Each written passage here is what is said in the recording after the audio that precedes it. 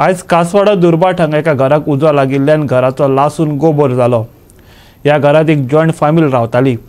उजो पालोवपी दळाच्या अधिकाऱ्यान दिल्ले म्हायती प्रमाण ह्या घटनेत कोणाकच मार लागूंक ना। सुमार 50,000चे लुकसाण जालो असो अदमास आसा। पळयात।